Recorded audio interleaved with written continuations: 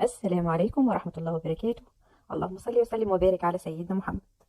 النهارده بقى عامله لكم مفاجأة. جايبه لكم طريقة لكفتة الحياتي. والله والله ما تلاقوها في أي حتة على اليوتيوب. لأول مرة وحصري معايا 5 أسرار لكفتة الحياتي هتخليها بالظبط بالظبط 100% زي اللي بنشتريها من بره. يلا بينا نشوف بقى المقادير اللي معانا. ده نص كيلو من اللحمة، عليه ربع كيلو بوش، يعني وزنه كله على بعضه 125 625 جرام. بتروحي عند الجزار تقولي له انا عايزه نص كيلو لحمه وفرم لي عليه 8 كيلو بوش، بيفرمهولك مرتين. ودي بصلايه وسط، مش كبيره ولا صغيره زي ما شفتيها كده في ايدي، دي وزنها برده 125 جرام. معايا معلقتين من البقدونس، ومعايا التوابل بتاعتي ملح وفلفل وسبع بهارات، يعني معلقه صغيره من الملح ونص معلقه من كل حاجه من التانيين. انا بشرت البصلايه وحطيت عليها التوابل والملح علشان تدبل، علشان كمان اخد منها حبه من الميه بتاعتها للتصبيع في الكفته، والباقي كله هنحطه مع الكفته.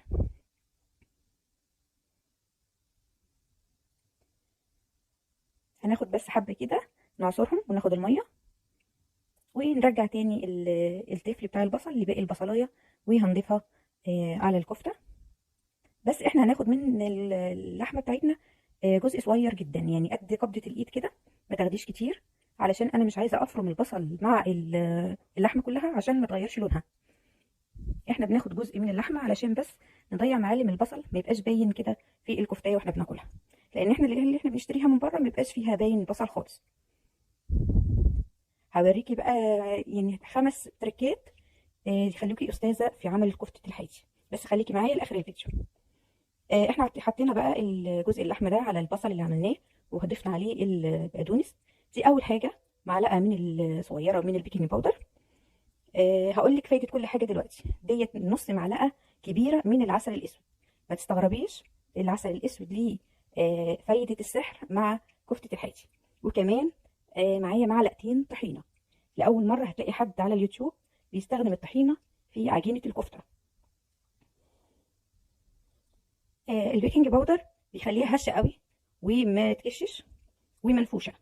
والعسل الأسود كمان بيديها لون حلو قوي قوي في الشوي، يعني مش هتفضلي سايباها كتير في الفرن لحد ما لونها يحمر، بتحمر بسرعة وبيديكي كرملة كده في اللون زي بالظبط اللي بنشتريها من بره. أما بقى الكفتة، أما بقى الطحينة، دي ليها بقى يعني حاجة تانية خالص خالص. مع الكفتة ليها فايدة كبيرة جدا جدا. احنا بنخاف نحط البصل مع اي كفتة علشان البصل بينزل مية وبيفكك لنا الكفتة. بس الطحينة بتشد كل السوائل موجودة معانا. احنا حطينا كده الخليط بعد ما ضربناه في الكبة على باقي اللحمة معانا، وهنخلط بقى جامد جدا لحد ما كله يبقى متجانس. هنرجع بقى للطحينة. الطحينة مش بتشد المية بس وتنزلها، لا، الطحينة بتحبس لك السوائل جوه الكفتاية، فتيجي تاكليها تلاقيها متماسكة وفي نفس الوقت جوسي كده وطعمها حلو جدا جدا. ده الخليط بعد ما خلطناه. التركه اللي جايه دي برضو حلوه قوي. بصي بقى، احنا متعودين بنحط الفحمه على الكفته بعد ما تستوي، والنتيجه ان احنا نيجي ناكل الكفتايه نلاقي من بره بس طعمها فيها طعم الشوي، لكن من جوه كفته عاديه خالص ما فيهاش اي ريحه شوي ولا اي طعم شوي. احنا بنحط الفحمه الولعه على العجينه علشان كلها تبقى بره جوه فيها نفس الطعم بتاع الشوي. هنمسك بقى دي الميه اللي احنا كنا شايلينها على جنب بتاعه البصل، حطينا عليها كمان حبه ميه صغيرين، وحطينا ملح وحطينا معلقه من الزيت. هناخد بقى قطعه من الكفته اللي معانا ونفردها ونصبعها على الاسياخ بتاعه الشيش طاووق. انا جايبه 3 مع بعض علشان تبقى يعني سميكه شويه وتديني تجويف حلو قوي من جوه. بيبقى تجويف كبير شويه علشان الكفته تبقى جوه مفرغه وتستوي كويس وتبقى هشه ومش مكتومه. طبعا لازم برضو من ضمن الاسرار ان احنا نسويها وهي على السيخ بتاعها، علشان تفضل يعني في التجويف بتاعها موجود، لان احنا لما بنصبحها على سيخ وبعد كده بنشيلها نحطها في صينيه مع السخونيه واللحمه يعني بتنكمش كده مع بعضها، فالتجويف بيقل خالص ويبقى من جوه كلها مقفوله مش مجوفه. دي واحده تانية احنا بنعملها كده وبنضغط عليها ما بين ايدينا كده بصوابعنا عشان ناخد الشكل اللي احنا بنشتريه على طول، بيبقى شكله حلو قوي. بنضغط عليها ما بين صوابعنا كده، ده شكلها. هخلص بقى الكميه واجي لكم. بصي شكلها ما شاء الله، يعني تتكلم عن نفسها من قبل ما تستوي. وبعدين الكميه ما شاء الله حلوه جدا. يعني انا جايبه نص كيلو لحمه بس مش اكتر. والطمن البوش ده على فكره في حدود 5 أو 6 جنيه، بس يعني مش كتير خالص، وبيديكي كميه حلوه قوي.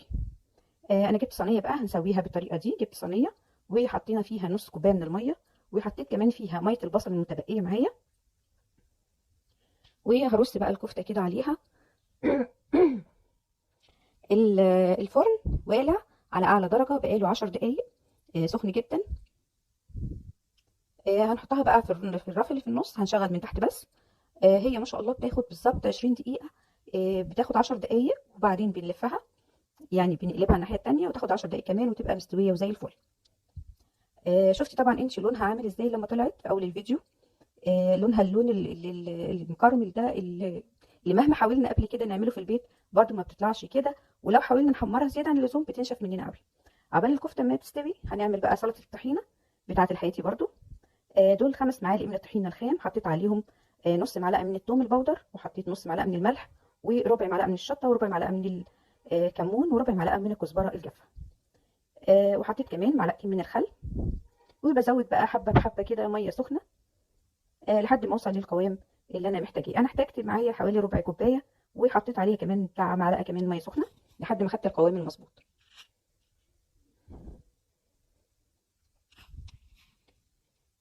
في كمان تركه جايه برضو مهمه جدا. لازم نطلع الكفته من الفرن على طبق متغلف بورق فويل. فايدته بقى ده علشان احنا لما بنشتري طبعا الكفته وبنروح بيها البيت بتكون يعني السخونيه بتاعت الكفته مع الورق الفويل بيكون بخار الميه طراها قوي قوي، وكمان خدت من ريحه البقدونس اللي تحتيها، فبتدينا في الاخر النتيجه اللي احنا يعني مجنننا كلنا ان احنا مش عارفين نطلعها زي الجاهزه كده.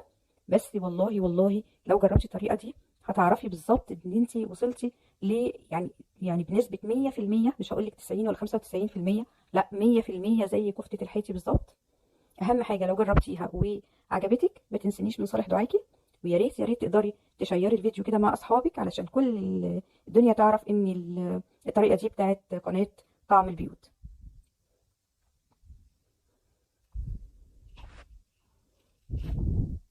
يا ريت بقى تعملي لي لايك وشير واشتراك في القناه وتفعيل الجرس عشان يوصلك كل جديد. انا حطيتها اهو في الورق الفويل بالطبق كده وغلفتها، و10 دقايق وهوريها لك بقت عامله ازاي، وهنفتحها من جوه ونشوفها ونشوف قوامها ازاي.